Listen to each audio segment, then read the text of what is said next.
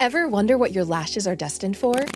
The cards have spoken. Maybelline New York Mascara does it all. Whether you crave fully fan lashes with Lash Sensational, big, bold volume from the Colossal, a dramatic lift with Falsies Lash Lift, or natural-looking volume from Great Lash, your perfect lash future awaits. Manifest your best mascara today. Shop Maybelline New York and discover your lash destiny. Shop now at Walmart. What makes a great pair of glasses? At Warby Parker, it's all the invisible extras without the extra cost. Their designer quality frames start at $95, including prescription lenses, plus scratch-resistant, smudge-resistant, and anti-reflective coatings, and UV protection, and free adjustments for life. To find your next pair of glasses, sunglasses, or contact lenses, or to find the Warby Parker store nearest you, head over to warbyparker.com. That's warbyparker.com. This episode is brought to you by Progressive Insurance. Do you ever think about switching insurance companies to see if you could save some cash? Progressive makes it easy to see if you could save when you bundle your home and auto policies. Try it at Progressive.com. Progressive Casualty Insurance Company and Affiliates. Potential savings will vary, not available in all states. Bombas makes the most comfortable socks, underwear, and T-shirts. Warning, Bombas are so absurdly comfortable you may throw out all your other clothes. Sorry, do we legally have to say that? No, this is just how I talk, and I really love my Bombas. They do feel that good. And they do good, too. One item purchased equals one item donated. To feel good and do good, go to bombas.com/ACAST and use code ACAST for 20% off your first purchase. That's BOMBAS.com/ACAST and use code ACAST at checkout. This is the Daily Tech News for Thursday, April 3rd, 2025. We tell you what you need to know, follow up on the context of those stories, and help each other understand. Today, Tom Merritt tells us about the first smartphone, and we read one of your emails. That's right, we do. I'm Jason Howell. I'm Huyen Dow. Let's start with what you need to know with the big story.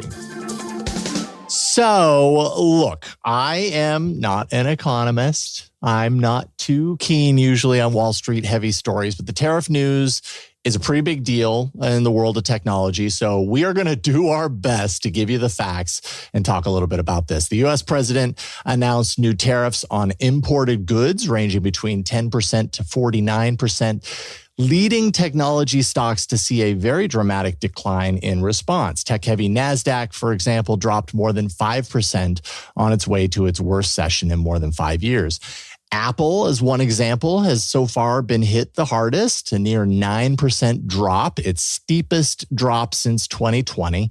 Meta and Amazon both fell more than 7% each. Nvidia and Tesla dropped more than 5%. All of this to say technology stocks getting hit hard. And that drop is being attributed by many to a broad market sell-off that's triggered by fears of, yes, a trade war, that phrase we keep hearing about, and a reaction to foreign manufacturing and assembly within U.S. companies, because as we know, U.S. companies have relied heavily on this to date. If these tariffs stay in place, some economists say the tech industry is likely to see increased manufacturing and production costs, higher price goods for consumers, and prolonged uncertainty in the market. Now, I say some economists because depending on where you sit in this story, which is a complicated story, some are like, this is the big kind of awakening. Others say, oh my goodness, what are we in store for? And I think a big part of this is the U.S. presidential administration's belief that U.S. consumers will be okay paying more for made in America products.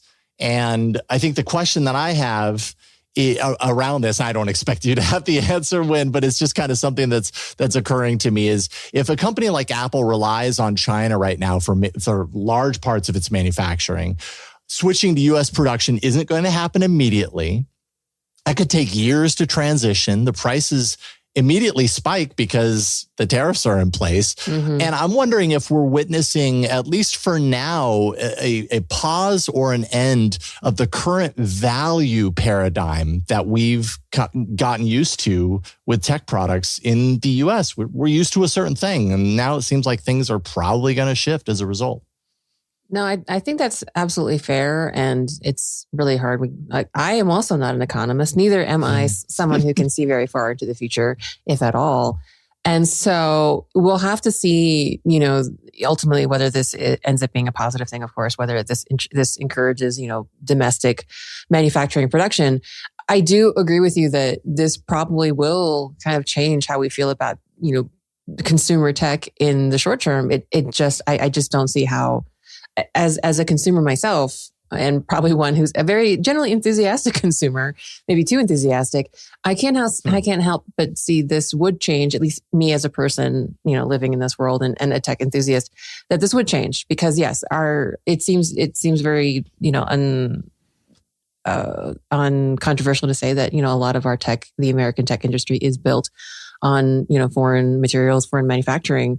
And the costs, these tariffs will eventually find their way to us. And it's really interesting because I feel like there's so many different products, like tech products that we have, not necessarily the big ones like your phone, your laptop, but even like small things like earbuds, things like that have become almost commodities, right? That we, there's certain, like in tech at all different levels have a certain level of commoditization.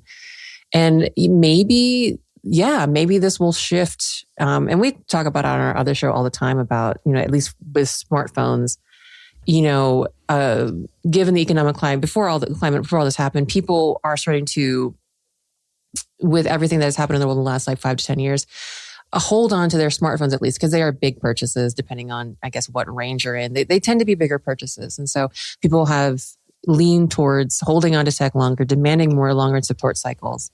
And so I feel like for something that is already relatively a large purchase for most people, that with this in the short term, however long that is, again, not an economist, months, years, that maybe we'll start looking at the more commodity products a little bit differently because, maybe tech will be less disposable. If that's what you were going for, sorry, that's kind of like where I was kind of thinking that, maybe I might look at things a little differently. Like the tech in my house, because the cost will rise as we see how this all ends up. Yeah, 100%. I mean, I think that's a really good point that you brought up that I hadn't really considered is, just taking because you and I, we are steeped in the world of Android. So it's kind of hard not to think about this through the realm and through the purview of like smartphones as just one kind of microcosm of the technology industry. And we talk a lot about the different levels and categories of smartphones. Is this budget? Is this mid-range? Is this premium?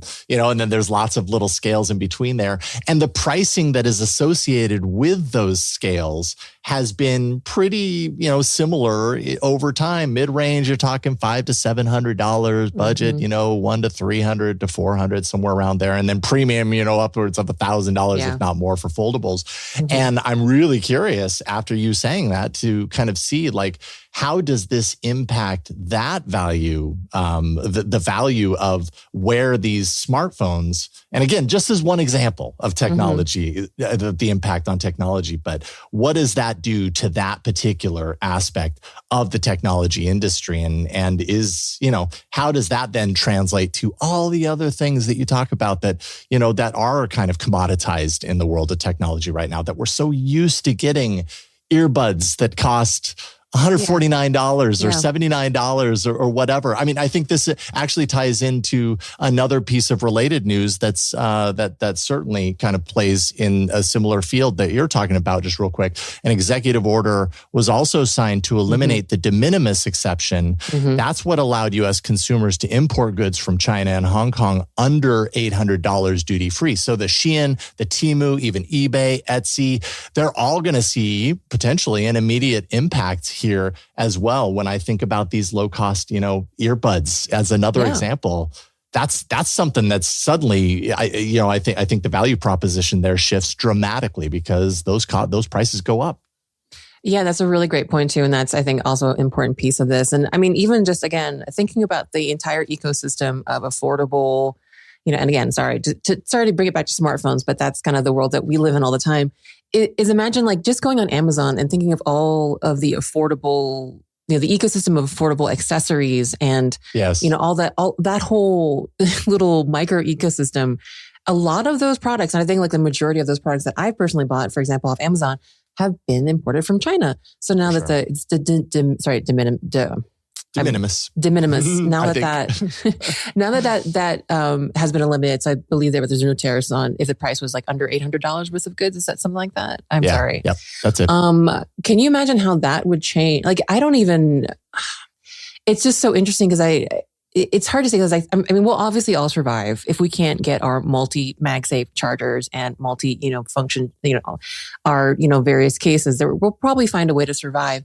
But it's so interesting just to see how that might impact how people buy phones, how people buy all the accessories, whether, I don't know, like all these little interesting facets of modern technological life. Like, I don't know, even like the way that people mount their phones, use their desktop setups and everything.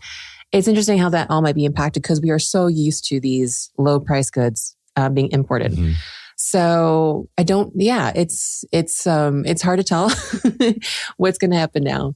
But yeah, it's a really good point. Yeah. I think the overall advice that we could give on a consumer level that I could give anyways is if you have plans to buy some tech, maybe now's a good time. Yes. As in like today, go ahead and get it. I do wonder, and we're going to talk about this at the top of the briefs, I wonder how this impacts Nintendo and the Nintendo Switch too. Oh my gosh. Because literally they announced the device and then like hours later, the tariffs are announced. And I mean, immediately, like the mathematics involved in any of, the calculations that Nintendo did shift dramatically to say the least. So we'll see. Yeah. So, well, DTNS is made possible by you, the listener, thanks to Chris Zaragoza, Jim Hart, Mike Akins, and welcome new patron, Deep Forest Green. Yeah, that's my favorite kind of green, Deep Forest Green. Excellent. Welcome. This episode is brought to you by Progressive Insurance. Do you ever think about switching insurance companies to see if you could save some cash? Progressive makes it easy to see if you could save when you bundle your home and auto policies. Try it at Progressive.com. Progressive Casualty Insurance Company and Affiliates. Potential savings will vary. Not available in all states. What makes a great pair of glasses? At Warby Parker, it's all the invisible extras without the extra cost. Their designer quality frames start at $95, including prescription lenses, plus scratch-resistant, smudge-resistant, and anti-reflective coatings, and UV protection, and free adjustments for life. To find your next pair of glasses, sunglasses, or contact lenses, or to find the Warby Parker store nearest you, head over to warbyparker.com. That's warbyparker.com. Ever wonder what your lashes are destined for? The cards have spoken. Maybelline New York Mascara does it all. Whether you crave fully fan lashes with Lash Sensational, big, bold volume from the Colossal, a dramatic lift with Falsies Lash Lift, or natural-looking volume from Great Lash, your perfect lash future awaits. Manifest your best mascara today. Shop Maybelline New York and discover your lash destiny. Shop now at Walmart. This is a PSA, or public sock announcement. Experts have declared Bombas socks as the best way to warm up chilly feet. These pairs are super cushy, soft, and designed for maximum coziness. Plus, for every pair purchased, another pair will be donated, so someone in need of essential clothing can stay warm this winter. Go to bombas.com/ACAST and use code ACAST for 20% off your first purchase. That's BOMBAS.com/ACAST and use code ACAST at checkout. What if I told you that right now, millions of people are living with a debilitating condition that's so misunderstood, many of them don't even know that they have it. That condition is obsessive compulsive disorder, or OCD. I'm Dr. Patrick McGrath, the Chief Clinical Officer of NoCD. And in the 25 years I've been treating OCD, I've met so many people who are suffering from the condition in silence, unaware of just what it was. OCD can create overwhelming anxiety and fear around what you value most, make you question your identity, beliefs, and morals, and drive you to perform mentally and physically draining compulsions or rituals. Over my career, I've seen just how devastating OCD can be when it's left untreated. But help is available. That's where NoCD comes in. NoCD is the world's largest virtual therapy provider for obsessive compulsive disorder. Our licensed therapists are trained in exposure and response prevention therapy, a specialized treatment proven to be incredibly effective for OCD. So visit nocd.com to schedule a free 15-minute call with our team. That's nocd.com. There is more that we need to know today, and I alluded to a little bit of it. Let's get to the briefs. Well, the hands-on embargo for the newly announced Nintendo Switch 2 lifted this morning. Previewers see a big improvement in the larger display and notable performance upgrades with the custom NVIDIA chip. The redesigned Joy-Con 2 controllers are considered more comfortable, particularly for larger hands, with a satisfyingly strong magnetic attachment system, though players are torn on the practicality and comfort of the mouse controls functionality. The game chat feature is widely seen as a major boon to the online play experience. Overall, most reviewers agree that the Switch 2 is a big step up in terms of size, display quality, and performance. Yeah, and I know you both talked at length about the Nintendo Switch 2 yesterday, but it's interesting, that now we have a whole host of people who have had at least a short amount of hands-on time. I think they didn't get very much. I think they got like an hour, if I'm not mistaken. Oh my gosh. Enough to get like a basic sense of like what's going on here, and sounds like they're pretty excited. Yeah, I mean, I think the things that would definitely matter, I think most to me, are things that you could probably get a good feel for in an hour, and like literally the feel, right? And isn't it funny? Like I feel like I know magnets have been around forever, but it feels like tech in the last 2 to 3 years have really, MagSafe and like that whole ecosystem. Magnets are back, and Magnets are back, baby. And so things like just even like the what would be mouthfeel but for technology? Like, I don't know. That's an interesting question. Sorry, don't put your pondered in my life, but I would love to know the answer. Don't put your Joy-Cons in your mouth. That sounds like a terrible idea and something that you would see a warning for. But just like the definitely feeling. Don't put the Switch games in your mouth because they taste sour, is what I'm told. So, but yeah, anyway. I like the bigger screen. And even like the satisfying, feel. Let's say the tactile experience. Thank you. There we go. Not mouthfeel. Tangible experience of the controllers. I'm very delighted. I think that's just the thing that we've all been hoping for. Just a beefier, updated Switch 2. And it sounds like on first glance, that's what people are getting. So sounds like you're gonna get it. Mm-hmm. Magnets are back, baby. Google's Notebook LM is getting a new Discover feature to allow users to describe the type of sources they are looking for and let the tool loose on the web to find them. In fact, I asked Notebook LM to gather Switch 2 hands-on articles as the source for the roundup that we just discussed. I have access to it on one of my 2 accounts. I was surprised to find. Anyways, it was good for research. Notebook LM searches through hundreds of potential web sources in seconds and then brings back up to 10 recommendations, including the reasoning behind why it feels those sources are relevant to what you're asking for. The new feature is rolling out now, should hit all accounts within a week. I feel like it's a briefingception, Jason. You used one story to write another story. I love it. Well, Google has announced a leadership change to its AI division, with Sissy Shao stepping down as head of the Gemini AI chatbot team.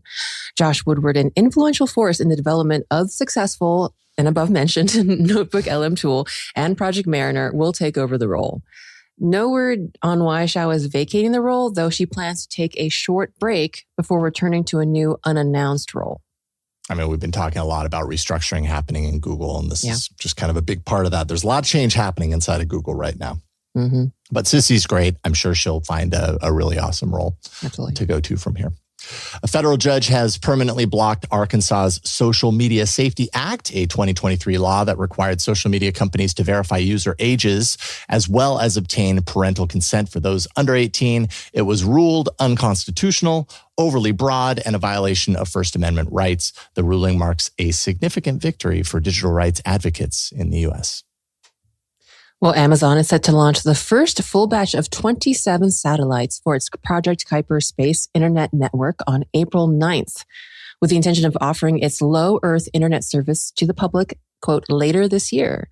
Though Amazon has contracted with SpaceX for infrastructure needs with some of its launches, Project Kuiper is seen as a direct competitor to Starlink's satellite internet services. Yep, Amazon competing. It's interesting how they're, on one hand, they're in bed together, and on the other hand, they're arch nemesis. Nemesis? I like nemesis. That might not be appropriate, but yeah. Okay. Sounds a little bit better anyways. Not perfect. We'll work on that. Sony's 2025 Bravia TV lineup now has 3 new models, all running Google TV, targeting different market segments. Flagship Bravia 8.2 QD OLED brings improved brightness and AI-driven scene recognition. Behind that, the Bravia 5 is a mini LED TV LED with sizing all the way up to 98 inches. And finally, the entry-level Bravia 2, that's the number 2, followed by 2 eyes to represent 2 also. I don't know how you say that out loud. Do you say Bravia 2? Anyways, is a direct lit LED that's expected to be budget friendly. There is no official pricing or even availability released yet, but the new sets are expected to release sometime this spring. Naming is hard. Naming is just so hard. Apparently. Well, on that note, Intel has refreshed its iconic Intel Inside campaign from 1991 with a new slogan. That's the power of Intel Inside was introduced at the company's Vision 2025 event, with the company looking to tie its brand identity to user experience and the role its machines and chips play in the technology landscape today. I mean, Intel it's kind of isn't it kind of the same thing? I kind of had that thought too. Like, it's let's just add a couple of words to it. Yeah. They just zhuzhed it up a little bit, add a little bit of like bling to, sort of like verbal bling to it. Like that's the power of it. Anyway, yeah. When I was in Barcelona at Mobile World Congress, I stopped by the Intel booth and they had up on the wall AI inside something. And I was like, oh, that might be their next thing. But no, they stuck with Intel Inside. Okay. Well, those are the essentials for today. Let's dive a little deeper in the ongoing stories and follow up. Well, speaking of smartphones from our discussion a little earlier, the iPhone wasn't the first smartphone. No, neither the Palm Trio or even the BlackBerry. And our friend Tom Merritt has an explanation. An iPod, a phone, and an internet communicator. An iPod, a phone. Are you getting it? Steve Jobs said those words at Macworld in San Francisco in 2007, right before introducing the world to the first iPhone. The product has gone on to fundamentally change how we live. Almost everything people do can be done on a smartphone, and some things must be done on a smartphone. People pay bills, buy movie tickets, register their identities, and more. You'd be forgiven for thinking that the smartphone began in January 2007 with that iPhone announcement. And in many ways, you'd be right to think so. The modern black slab with a glass multi-touch screen was born then. Some of you, though, may have been fans of BlackBerry or Palm devices, smartphones that predated the iPhone. They look odd now, with small screens, no multi-touch, physical keyboards. But even BlackBerry and Palm were not the first. The spark that led to the fireworks of innovation represented by the iPhone started much farther back on November 16th, 1992. It didn't take place in Silicon Valley or Bletchley Park. It didn't involve a stalwart engineer from Cambridge or Stanford. It starts with a Florida man and what he did in Las Vegas. Now, jokes about the Florida man have traveled around the world. In 2015, the Daily Express documented the fiascos of Florida man, assuring the public that unlike the questionable taste of jokes about people from Essex, every Florida man story is true and ripped from the headlines. Now, given these memes, when I tell you that Frank Canova was born in a suburb of Jacksonville, Florida, some of you are going to jump to conclusions. I hasten to point out he got a bachelor's degree in engineering at the Florida Institute of Technology, which is the alma mater of at least 6 astronauts. Even so, you might still wonder what a Florida man in Las Vegas on November 16th, 1992 might be showing people. I might be tempted to respond, a fax machine, a phone, and a stock ticker. Are you getting it? You see, Canova worked at IBM, and he and co-engineer Jerry Merkel had noticed that microprocessors had got small enough to fit in a handheld device. Merkel pitched his boss on the idea of a cordless phone that could use PC chips to run services. They put a prototype together and showed it off at Comdex in Las Vegas. It could send and receive calls, of course, faxes, and even do email. It also included a calendar, an address book, notepad, and relatively new digital services like maps, stocks, and news. This is in 1992. The day after the prototype was first demonstrated at Comdex, the national newspaper USA Today put a photo of Canova holding the prototype on the front page of its money section. In contrast to how Xerox reacted to some of its own innovations, IBM approved the commercialization of this product. Now, at first, IBM wanted Motorola to build it, but Motorola didn't like the competition to its own phone, so instead, IBM went with Mitsubishi, which contributed its own wireless technology to improve the device. The telephone company Bell South agreed to sell the device and even gave it a new name, the Simon Personal Communicator. A year after debuting at Comdex, the Simon was showed to the public at the Wireless World Conference. The conference took place in Florida. Went on sale in August 1994 in 15 states for $1,099 or the low price of $899 if you committed to a 2-year service contract. Bell South sold 50,000 of them within 6 months. Within the 6 months it stayed on the market. Unfortunately for Simon, it was both ahead and behind its time. The capabilities were truly advanced, but the battery lasted an hour. Motorola had been right to focus on its own phones. Motorola flip phones were much smaller and cheaper, and the battery lasted a lot longer, even if they couldn't send faxes. After the Simon went off the market, Canova continued to work on similar ideas about putting connected information into a handheld device. In January 1997, he joined Palm, where he became head of engineering for the increasingly popular new Palm Pilot. It was good timing, too. Palm was about to do to one of its rivals what Motorola had done to the Simon. Palm made the personal digital assistants, or PDAs. They didn't have the wireless connectivity of a phone, but could store notes and recognize handwriting, and because they didn't have to have the connectivity, the battery lasted longer. Apple had made the idea famous with its Apple Newton, but the Newton also became somewhat of a byword for flop. The Newton never got over its bad reputation for handwriting recognition, even though technologically it got over its bad handwriting recognition. The Palm was cheaper and arguably easier to use, even if it did not have all of the Newton's features. The Newton sold for $699 or more, and the Palm Pilot cost $129 at first. When Steve Jobs returned to become CEO of Apple in 1997, he canceled the Newton. Palm won. Or did it? While successive versions of Palm PDAs continued to sell well, people still focused on Apple, regularly asking Jobs if he would bring back the Newton. Are you going to bring back the Newton when you bring back the Newton? You want to bring back the Newton? Part of the Newton's handwriting recognition system, a part that had worked well, showed up in the Macintosh operating system in 2002, and when that happened, conspiracy theories flew. That same year, Palm put its PDA software in a cell phone called the Palm Trio. It had phone connectivity and a full keyboard. I mean, what's to compare? There's a piece of an old PDA in an operating system versus a smartphone with a full keyboard? 2002 also happens to be the year that a Canadian company called RIM put out its first phone. RIM developed its BlackBerry devices out of its pager business.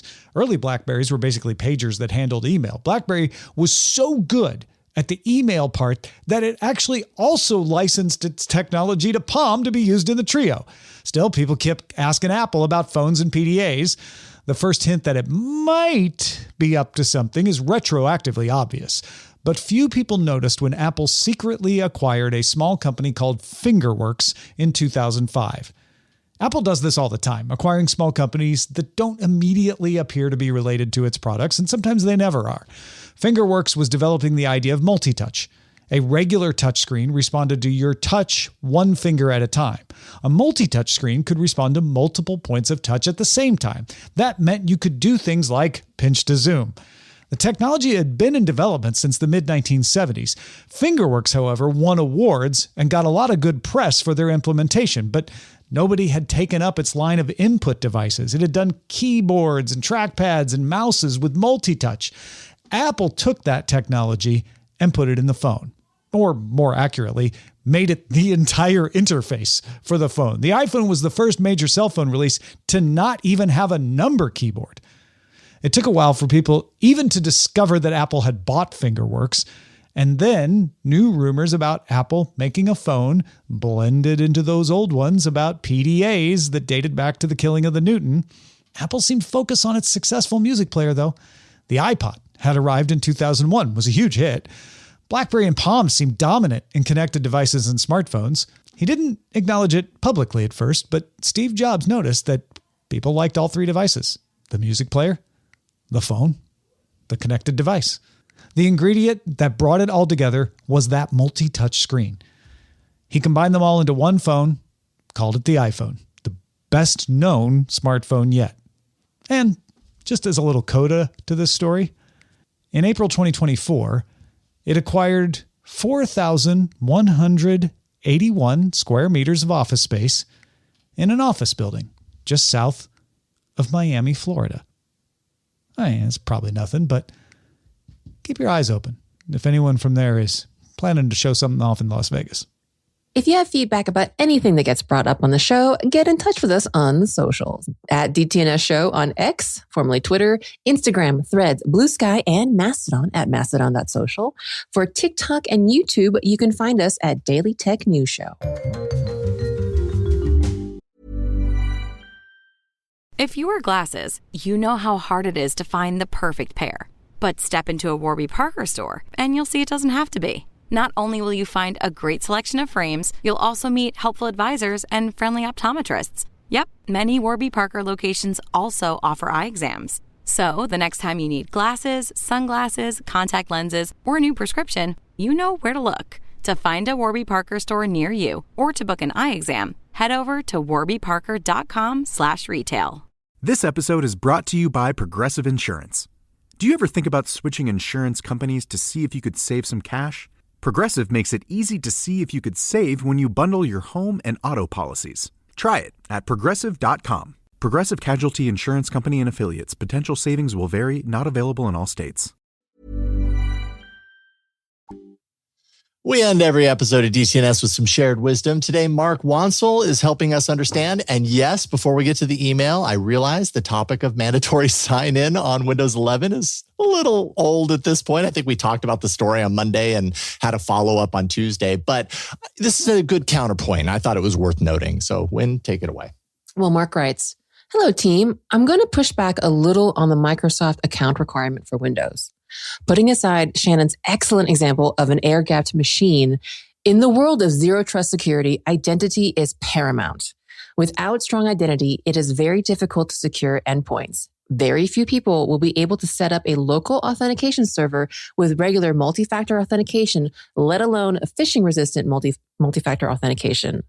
For the vast majority of users, the Microsoft account is probably a good idea." You know, it's a counterpoint. I understand. This is probably one of those topics that people are going to feel very strongly about on either sides, and you're probably not going to make everybody happy. I guess that's just life. And Microsoft Windows. That's right. Thanks to Tom Merritt, of course, for creating everything that we do on a daily basis with the Daily Tech News Show, of course, but also today's cool little segment there. Thank you to Mark for writing in. Mark, I appreciate your perspective and contributing to today's show. And thank you for being along for Daily Tech News Show. The show is made possible by our patrons on patreon.com/DTNS. DTNS has a live version as well called DTNS Live. That's on YouTube and Twitch. And you can find details on that and everything else on dailytechnewsshow.com. We'll talk to you tomorrow. The DTNS family of podcasts, helping each other understand. Diamond Club hopes you have enjoyed this program.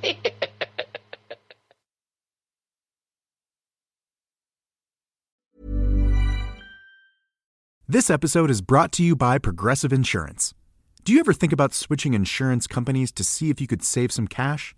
Progressive makes it easy to see if you could save when you bundle your home and auto policies. Try it at Progressive.com. Progressive Casualty Insurance Company and Affiliates. Potential savings will vary, not available in all states. What makes a great pair of glasses? At Warby Parker, it's all the invisible extras without the extra cost.